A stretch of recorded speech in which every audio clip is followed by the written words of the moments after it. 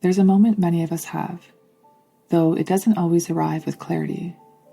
It arrives quietly, almost like a remembering. It's the moment you realize you're not exhausted because you're doing life wrong.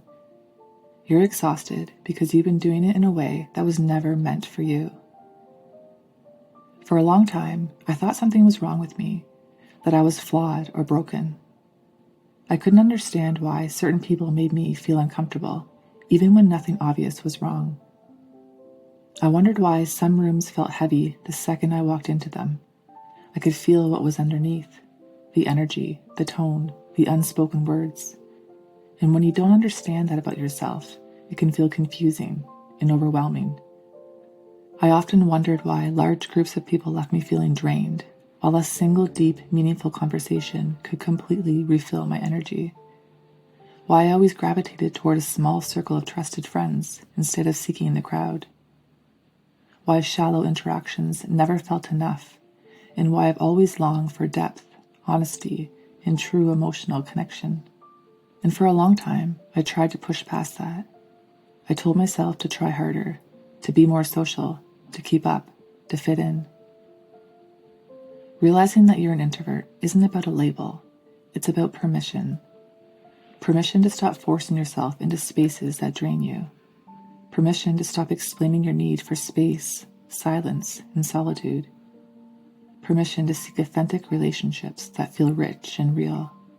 It explains why you are never someone who followed the crowd. Why repeating the same patterns and doing what everyone else was doing felt exhausting and suffocating. For introverts, living on autopilot can feel like an endless loop, like Groundhog Day.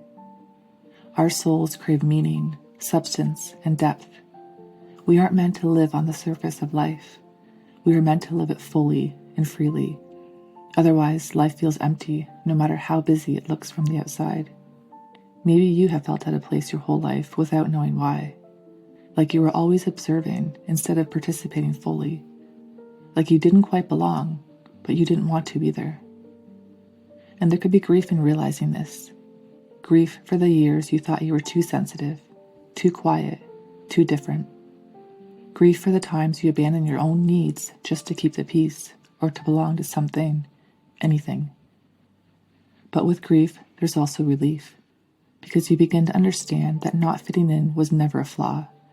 It was intuition. It was self-awareness waiting to be trusted. As you start embracing who you truly are, something shifts. You stop apologizing for the pace at which you move through life. You stop questioning your instincts, your deep intuition. You stop shrinking yourself to make others feel more comfortable. You choose truth over belonging. And that's where freedom lives. Freedom to build a life that feels calm and honest. Freedom to choose fewer relationships with more meaning. Freedom to walk away from what drains you without guilt or judgment. Being an introvert doesn't make your world smaller. It makes it authentic. And there's no better way to live your life. You don't need to be louder to be powerful. You don't need to be seen by everyone to matter. And you don't need to fit in to live a meaningful, beautiful life. If you're in this season of realizing who you are, let it be gentle, soft, kind. You don't need to change yourself. You only need to stop resisting yourself.